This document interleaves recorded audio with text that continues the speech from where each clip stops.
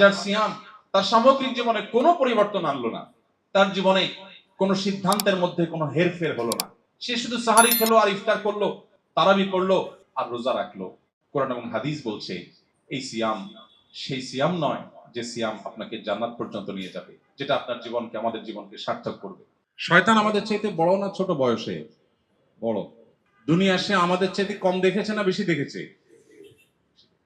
এজন্য শয়তানের সাথে আমাদের যে ফাইট, এই ফাইট তো জন্ম থেকে। শয়তানের আলোচনা এখন দুনিয়া থেকে উঠে গেছে। আমরা হুজুররাও খুব বেশি শয়তান টপিকে আলোচনা করি না। বিষয়টা আল্লাহ মাফ করুন এমন পর্যায়ে চলে গেছে যে অনেক মুসলিম মনে করেন হয়তো শয়তান এটা কোনো কাল্পনিক বা বায়বীয় কোনো বিষয়, অথচ এটা অত্যন্ত বাস্তব ভিত্তিক একটি বিষয়। কোরআন বারবার আমাদেরকে সতর্ক করছেন এবং আল্লাহ বলেছেন শয়তানকে আদৌবু মুবিন, স্পষ্ট শত্রু, যাকে আমি কখনো দেখি নাই। আল্লাহ বলছেন স্পষ্ট। কিভাবে? কারণ শয়তানকে না দেখলে কি হবে? শয়তানই সারাক্ষণই আমরা দেখছি। শয়তানি দেখি না আমরা? শয়তানে কিন্তু সারাক্ষণই আমরা অনুভব করি।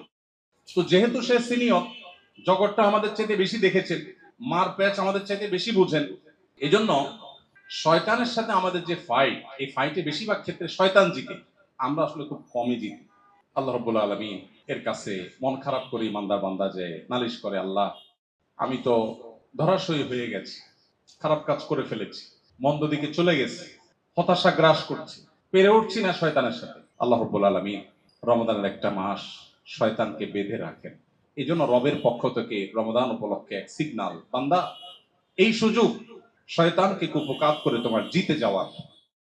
এই সুযোগ পাওয়ার পরও যদি কোনো মানুষ শয়তানকে হারাতে না পারে, যদি কেউ এত বড় সুযোগ পাওয়ার পরও যদি নিজে জিততে না পারে, আল্লাহর এই জমিনে তার চাইতে হতভাগা আর কেউ নেই। গোটা পৃথিবীর সবচেয়ে সম্মানজনক কোন পদ পদবি পাওয়ার পরও যদি কেউ হেলায় হারিয়ে ফেলে, এই লোকটাকে নিয়ে যতটা আমাদের আফসোস করার কথা, এই লোকটাকে নিয়ে যতটা আমাদের আক্ষেপ হওয়ার কথা, রমাদান মাস পেল অথচ শয়তানকে কুপকাত করতে পারলো না, আল্লাহকে খুশি করতে পারলো না, জাহান্নামমুখী ট্র্যাক থেকে সরে জান্নাতমুখী ট্র্যাকে আসতে পারলো না, নিজের গুনাহগুলোকে আল্লাহর কাছ থেকে মাফ করিয়ে নিতে পারলো না, এই লোকটা ওই লোকের চাইতেও হতভাগা যে পৃথিবীর সবচেয়ে সম্মানজনক চেয়ার পাওয়ার সুযোগ পেয়েও তার অলসতা অবহেলার কারণে হাতছাড়া করেছে। তার চাইতে হতভাগা যে রমাদান পেয়ে এটাকে ব্যবহার করতে পারলো না। আল্লাহ রাব্বুল আলামিন আমাদের রমাদানের অবশিষ্ট দিনগুলোর প্রতিটা মুহূর্তকে কদর করার তৌফিক দান করুন। মুহতারাম হাজিরিন, রমাদান কি জিনিস আমরা বেশিরভাগ মানুষ বুঝি না। আমাদের কাছে রমজান মানে চারটি জিনিস: রোজা রাখা, তারাবি পড়া, সারি খাওয়া আর ইফতার খাওয়া। এই চার জিনিসের নাম আমরা রমাদান রেখেছি, অথচ রমাদানকে ঘিরে আমাদের অনেক কর্মসূচি আছে। কোরআন এবং হাদিসের আলোকে শুধু রমাদান কেন্দ্রিক আমলগুলোকে আমরা ছোট্ট একটা চুটি বই একত্র করেছি, মাহে রমাদানের 27 আমল নামে, 48 পৃষ্ঠার একটা ছোট্ট বই। তোমাদের জন্য ফরজ করা হয়েছে যেভাবে তোমাদের পূর্ববর্তীদের উপর ফরজ করা হয়েছিল। আশা করা যায় এর মাধ্যমে তোমরা মুত্তাকি হয়ে উঠবে। রোজা রাখার উদ্দেশ্য ভাই তাকওয়া হাসিল করা, আল্লাহ ভীতি অর্জন করা। আমরা যে না খেয়ে থাকি, আমরা উপোস থাকি, আমাদের কি উপোস রাখায় কি আল্লাহর কোনো ঠেকা আছে? আল্লাহর কোনো স্বার্থ আছে এখানে? আল্লাহ রাব্বুল আলামিন মূলত আমাদেরকে এই সিয়াম সাধনার মাধ্যমে, উপোস রাখার মাধ্যমে আমাদেরকে একটা চূড়ান্ত বার্তা দেন। দুঃখজনক বাস্তবতা হলো সে বার্তা বেশিরভাগ মানুষ আমরা গ্রহণ করতে পারি না, আমরা টেরও পাই না যে আল্লাহ কি বলতে চান। আমরা না খেয়ে থাকাতে আল্লাহর কোনো লাভ নেই। এই সিয়ামের বহুবিধ উপকারী দিক আছে, সেটা ভিন্ন বিষয়, বাট একটা সুনির্দিষ্ট লক্ষ্য আছে সিয়ামের। সে লক্ষ্যটা যদি কেউ অ্যাচিভ করতে না পারে, তো নবী সাল্লাল্লাহু আলাইহি সাল্লামের ভাষায় রুব্বা সাইমিন লাইসা লাহু মিন সিয়ামিহি ইল্লাল জু', বহু রোজাদার আছেন যাদের রোজায় উপোস থাকা ছাড়া আর কিছু অর্জিত হয় না। প্রিয় ভাইরা আমার, প্রায় প্রথম দশক চলে যেতে বসেছে আমাদের কাছ থেকে। আমরা এই দশকে আল্লাহ রাব্বুল আলামিনের মাগফিরাতের পথে কতটা অগ্রসর হতে পেরেছি, এই প্রশ্ন আমাদের নিজেদের কাছে রাখা উচিত। আল্লাহ তাআলা অবশিষ্ট 20টি দিনের প্রতিটা মুহূর্তকে কাজে লাগাবার তৌফিক দান করুন। মুহতারাম হাজিরিন, সিয়াম বা সওম, যেটাকে আমরা রোজা বলি, এই সিয়াম বা সওম শব্দের অর্থটা কি জানো? বিরত থাকা, কোনো কিছু পরিহার করা। গোটা পৃথিবীর চতুর্দিকে আপনি যদি তাকান, এখন চতুর্দিকে একটি আহ্বান, সেটা হলো ভোগ করো, ভোগের দাওয়াত। ইসলাম শুধুমাত্র আমাদেরকে ত্যাগের কথা বলে, স্যাক্রিফাইসের কথা বলে। কেন? কারণ ত্যাগ এবং স্যাক্রিফাইস মানুষকে মানুষ করে তোলে। ভোগ এটা পশু পাখিও পারে, এটার জন্য কোনো যোগ্যতার প্রয়োজন হয় না, সবাই ভোগ করতে পারে। ত্যাগ সবাই করতে পারে না। সিয়ামের মধ্যে দেখুন আপনি, আল্লাহ তাআলা আমাদেরকে তিনটা জিনিস ত্যাগ করতে বলছেন: পান, আহার, যৌনতা।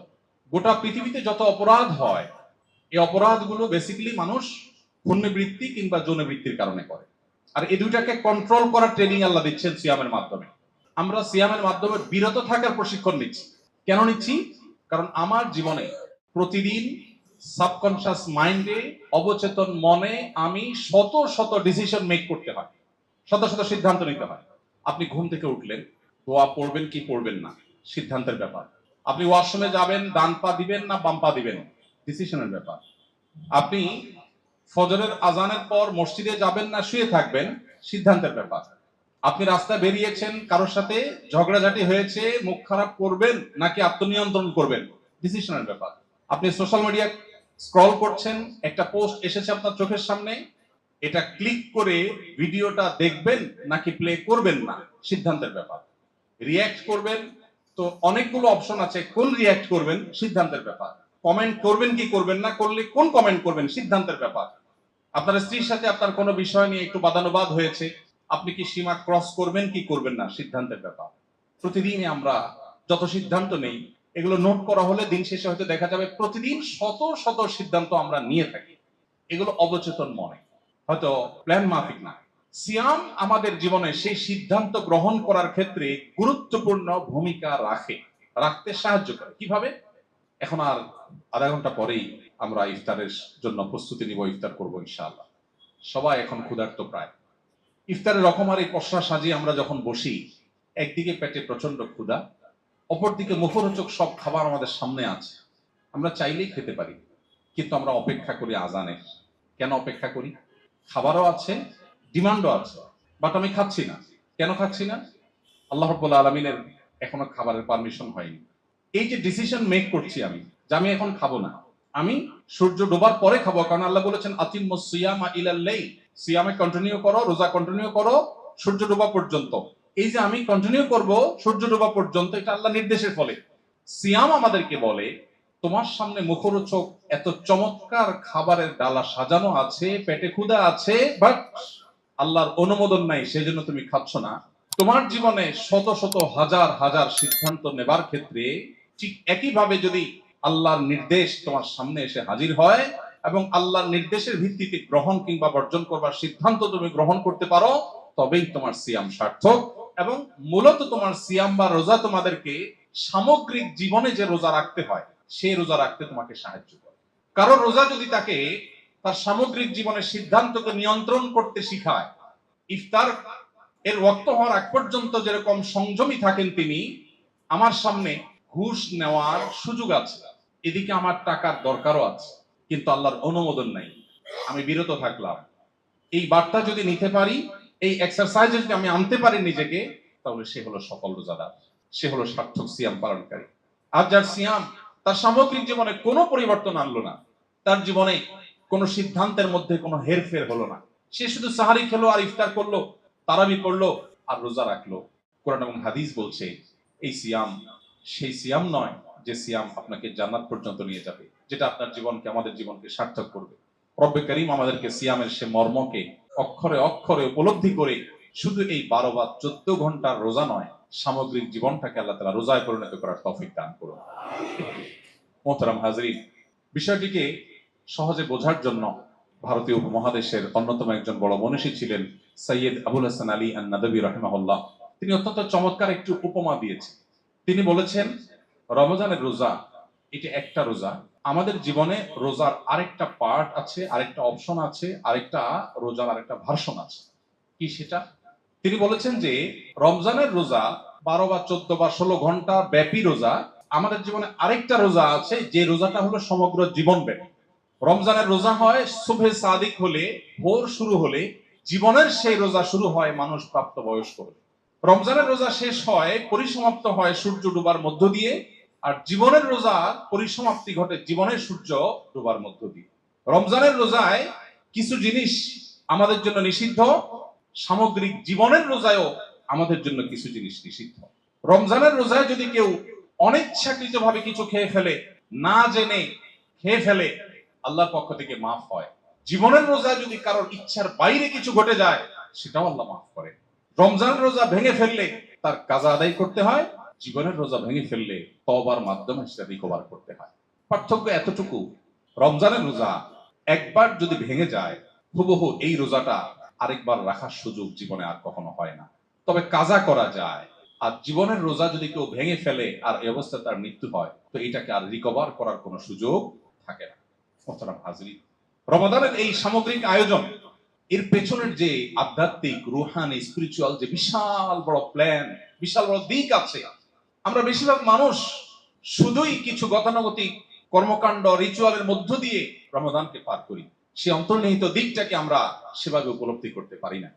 সিয়াম যেন শুধু আমাদেরকে পানাহার আর যৌনতা থেকে একটা লিমিটেড সময় যেন শুধু বিরত না রাখে, বরং আমাদের সামগ্রিক জীবনে যেন আমরা পরিপূর্ণ অর্থে সেই জীবনের যে সিয়াম, জীবনের যে রোজা, সেটা রাখার তৌফিক দান করুন। প্রিয় ভাইরা আমার, রোজা রাখার ফলে ইফতারের একটা আনন্দ আছে না? কি আনন্দ বলুন তো? ইফতারের যে আনন্দ, কিসের জন্য আনন্দ? কিছু খাবার সামনে আছে, আমরা খাবার খাবো, এই তো। তো সারা বছর আমরা খাবার খাই না। আরবিতে ইফতার, বাংলার অর্থ হলো কি? নাস্তা। সারা বছর আমরা কি করি? রাতভর না খেয়ে থেকে সকালে নাস্তা করি। আর রমজান মাসে রোজা রেখে আমরা কি করি? দিনভর না খেয়ে থেকে সন্ধ্যা নাস্তা করি। তাহলে জিনিস সেটাই, যেটা 11 মাস করি। নামও সেটা, জিনিসও সেটা। কিন্তু আপনি কি লক্ষ্য করে দেখেছেন আপনার জীবনের কোন একটি নাস্তা রমজানের একটি ইফতারের আনন্দের ধারে কাছেও নাই? আমরা কি লক্ষ্য করেছি? নবীজি সাল্লাল্লাহু আলাইহি ওয়াসাল্লাম বলেছেন, লিসাইমি ফারহাতান, ফারহাতুন ইনদা ফিতরি ওয়া ফারহাতুন ইনদা লিকাই রাব্বিহ। রোজাদার ব্যক্তির জন্য আল্লাহর তরফ থেকে দুটি আনন্দের বরাদ্দ আছে। একটি আনন্দ নগদ, আরেকটা বাকি। নগদ আনন্দটা হলো বান্দা যখন ইফতার করে অথবা যখন ঈদ উদযাপন করে, সেটাও এক প্রকারের ইফতার। 30 দিনের রোজা ভঙ্গ হয় ঈদের মাধ্যমে। ইফতারের সময় যে আনন্দ, আল্লাহ বলছেন এটা আল্লাহর প্রদত্ত আনন্দ। পৃথিবীর অন্য কোন নাস্তা, যেখানে হয়তো 100 আইটেমের বুফে আপনি নাস্তা করতে পারেন, কিন্তু মাত্র একটু ছোলা মুড়ি, একটু খেজুর আর শরবত নিয়ে বসে ইফতার করার মুহূর্তের যে আনন্দ, আল্লাহর শপথ করে বলছি, এই আনন্দের সাথে ওই আনন্দ আপনি তুলনা করলে আপনি কখনো মেলাতে পারবেন না যে এর সাথে এটা কোনোভাবে তুলনাযোগ্য। ঠিক না ঠিক? আমরা প্রতিদিনই আনন্দটা উপভোগ করি না? এটা আল্লাহ প্রদত্ত আনন্দের আইটেম, উপকরণ এর চেয়ে বহুগুণ বেশি থাকার পরও আপনার আনন্দ এই লেভেলে পৌঁছাবে না ইফতার তাকে যে আনন্দটা দেয়। সারা জীবন না খেয়ে থাকা মানুষ খাবার দেখলে এত খুশি হয় কিনা জানি না। আমরা সামান্য একটু 12 ঘন্টা 14 ঘন্টা রোজা রাখার পর ইফতার নিয়ে বসে যখন অপেক্ষা করি, তখন যে আনন্দ হয়, এবং এই যে আমরা খাবারের চাহিদা আছে, খাবার আছে, খাচ্ছি না, বসে থাকছি, এই যে একটা টানাপোড়েন, এই যে একটা আত্মনিয়ন্ত্রণ, এই যে একটা সংযমের ট্রেনিং এবং প্রশিক্ষণ, এটার মধ্যে যে অবর্ণনীয় একটা প্রেম, একটা ভালোবাসা আল্লাহর সাথে, আল্লাহ নির্দেশকে সর্বোচ্চ সম্মান দেওয়ার, এর মধ্যে যে একটা উপভোগ্য দৃশ্যের অবতারণা মনোজগতে হয়, এটাকে পৃথিবীর কোনো কিছুর সাথে তুলনা করা যাবে না।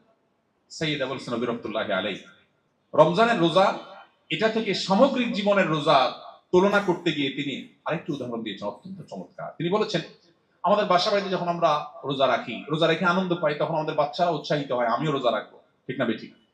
অন্য অনেক কাজ করতে না চাইলেও বাচ্চারা রোজাটা রাখতে চায়।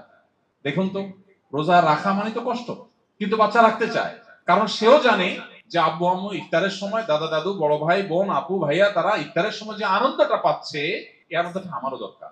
বাচ্চা রোজা রাখতে চায়। এখন কোন ফ্যামিলিতে ধরুন আপনার 2টা ছেলে, একটা বড় একটা ছোট, রোজা রাখছে।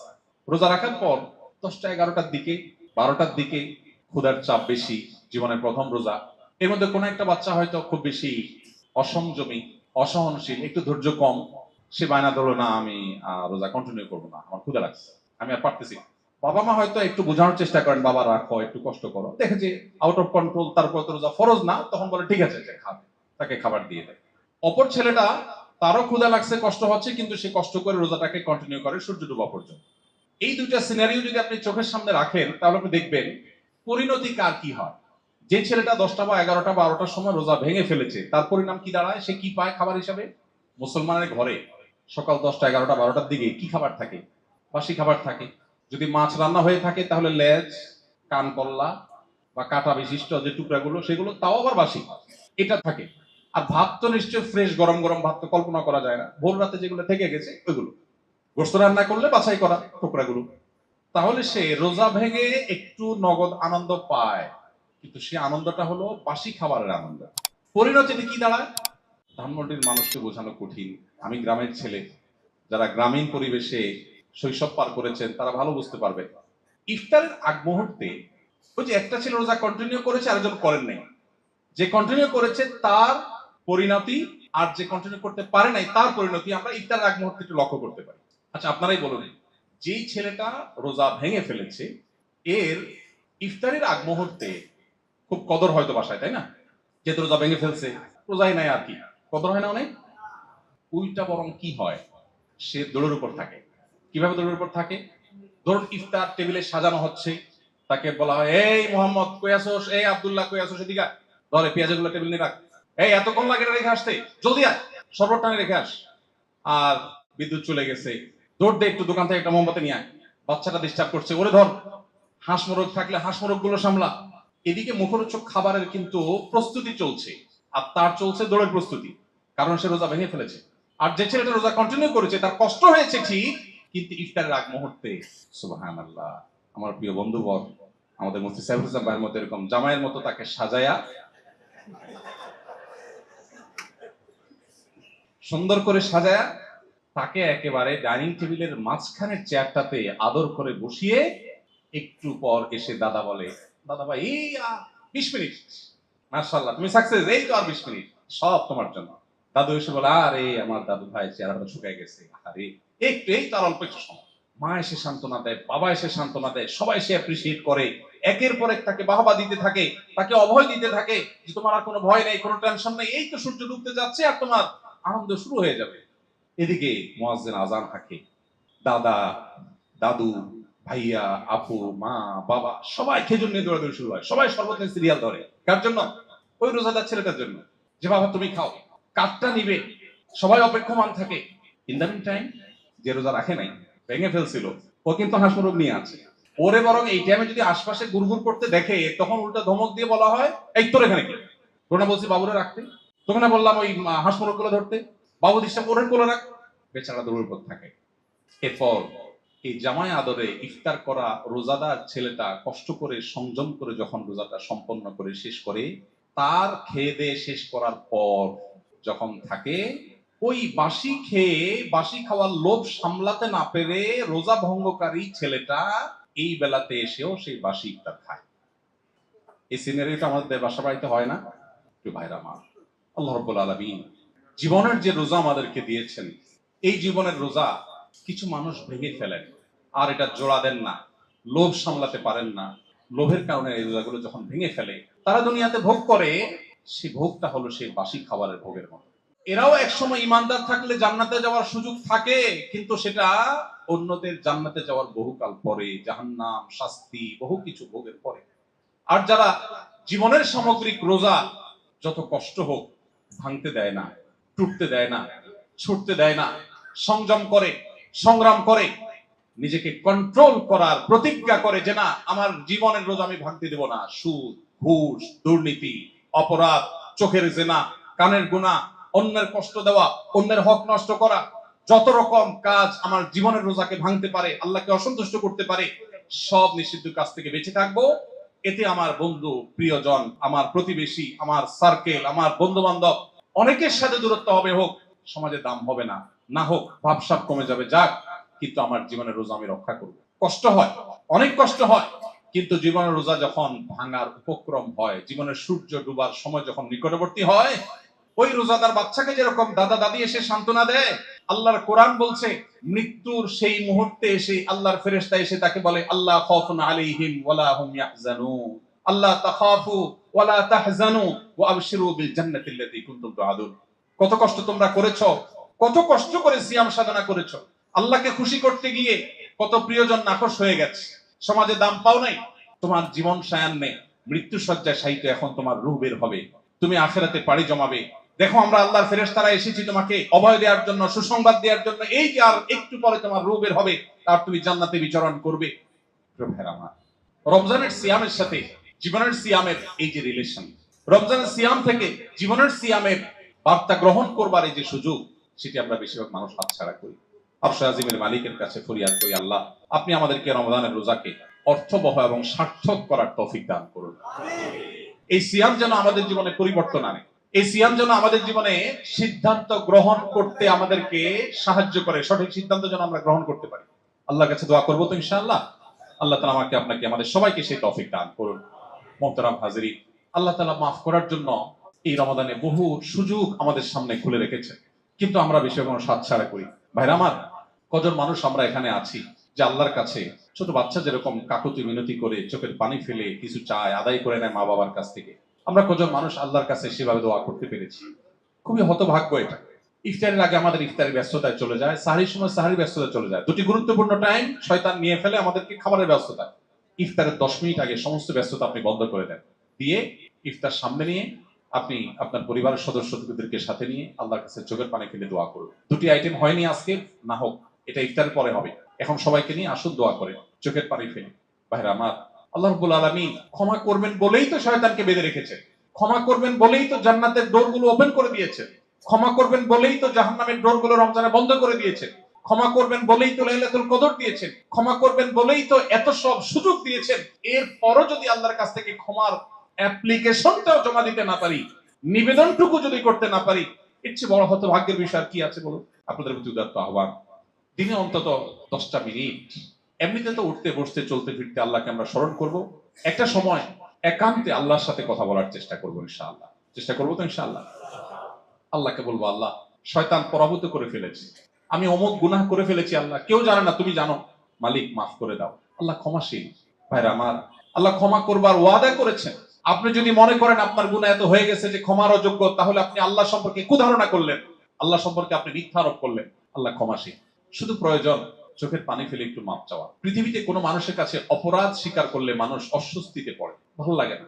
ছোট হয়ে গেলাম, তার কাছে অপরাধ স্বীকার করি। কোনো মানুষের কাছে মাপ চাইতে গেলে লজ্জিত হয়, মানুষ কষ্ট পায়। কারোর কাছে কাঁদলে মানুষ অস্বস্তিতে পড়ে। আল্লাহ রাব্বুল আলামিনের কাছে যারা কান্না করার তৌফিক হয়েছে তারা বলতে পারবেন, এই কান্না পৃথিবীর সকল হাসিকেও হার মানায়। পৃথিবীর কোনো হাসিতে সেই তৃপ্তি নাই রব্বে কারিমের কাছে কান্নায় যে তৃপ্তি আছে। এই জন্য ভোর রাতে যখন সারি খেতে উঠবেন, 10টা মিনিট সময় হাতে নিয়ে সিজদায় গিয়ে একটু আল্লাহর সাথে কথা বলেন, আল্লাহর সাথে একটু আলাপ করেন। ভাইরা আমার, একান্তে একটু আল্লাহর সাথে যখন চোখের পানি ফেলে মাপ চাইবেন, আল্লাহর ওয়াদা কখনো ব্যতিক্রম হয় না। এই রমাদান আপনার সমস্ত গুনাহকে মাফ করাবে ইনশাআল্লাহ। চেষ্টা করবো তো আমরা ইনশাআল্লাহ। আল্লাহ রাব্বুল আলামিন আপনি আমাদেরকে রমজানের সমস্ত মুহূর্তগুলোকে কাজে লাগাবার তৌফিক দান করুন। সিয়ামের বার্তা, সিয়ামের যে আসল লক্ষ্য, গোটা জীবনে তাকওয়ার চর্চা, সব ক্ষেত্রে জীবনের সিয়াম পালন করা, আল্লাহর আদেশ নিষেধকে মেনে চলা, আল্লাহ আপনি আমাদের সবাইকে সেই তৌফিক দান করুন। সিয়ামের এই শিক্ষা থেকে আমাদের সামগ্রিক জীবনে সিদ্ধান্ত গ্রহণের ক্ষেত্রে আমরা যেন আল্লাহর আদেশ নিষেধের ভিত্তিতে সিদ্ধান্ত গ্রহণ করতে পারি, সেই তৌফিক আল্লাহ আমাদের সবাইকে দান করুন। সিয়ামের বার্তা যদি আমরা নিতে পারি, আমাদের জীবন সুন্দর হবে, সমাজটা সুন্দর হবে, আমাদের সিয়ামটা উপভোগ্য হবে, সার্থক হবে। জান্নাতের গ্যারান্টি এই সিয়াম থেকে আমরা পেয়ে যাবো ইনশাআল্লাহ। বিশেষ করে শেষ দশকের ইতিকাফ যদি আপনি করতে পারেন, তাহলে আল্লাহর সঙ্গে আপনার নিবিড় সম্পর্ক গড়বার এক সুবর্ণ সুযোগ তৈরি হবে। চেষ্টা করবো তো আমরা ইনশাআল্লাহ। একান্তে শুধু আল্লাহর সাথে কথা হবে। সারা বছর বিভিন্ন দিকে আমাদের ফোকাস নষ্ট হয়ে যায়, মনোযোগ নষ্ট হয়ে যায়। একান্তে আল্লাহর সাথে 2 রাকাত নামাজ কোনো মনোযোগ এদিক সেদিক দেওয়া ছাড়া পড়বো, সেই সুযোগটা জীবনে হয় না। কিন্তু শেষ দশকে ইতিকাফ করে দেখেন, আপনার মনোযোগ রাখা অনেক সহজ হবে। চেষ্টা করা যাবে তো ইনশাআল্লাহ। আরশে আজিমের কাছে ফরিয়াদ করি, আজকের এই আশা বর্ষা সিয়ামকে সার্থক করার তৌফিক হিসাবে আল্লাহ আমাদের সবার জন্য কবুল করে নিন। আমরা এখানে সমবেত হয়েছি আল্লাহর ভালোবাসা ছাড়া আর কোনো কানেকশন নাই। আমার কাছে কিছু নেই আপনাকে দেওয়ার মতো। আমি আল্লাহর কথা, রাসূলের কথা বলতে পারি। এই মহব্বতের কারণে যে আমরা সমবেত হয়েছি, রব্বে কারীমের ঘোষণা আছে তার নবীর মাধ্যমে, হাদিসের মাধ্যমে, যে আরশের নিচে কি আমাদের ভয়াবহতম দিনে আল্লাহর জন্য যারা পরস্পরকে ভালোবাসবে তাদেরকে আল্লাহ আরশের নিচে ভিআইপি প্যান্ডেলের ছায়া দান করবে। হে আল্লাহ, আপনি আমাদেরকে এখানে যেরকম একত্র করেছেন, আপনার এই ভালোবাসার বন্ধনের কারণে আপনি আমাদেরকে কিয়ামতের ময়দানে আরশের নিচে এভাবে সমবেত হওয়ার তৌফিক দান করুন। আল্লাহ আমাদেরকে আমাদের প্রিয় রাসূলের সাথে জান্নাতুল ফেরদাউসে সমবেত হওয়ার তৌফিক দান করুন।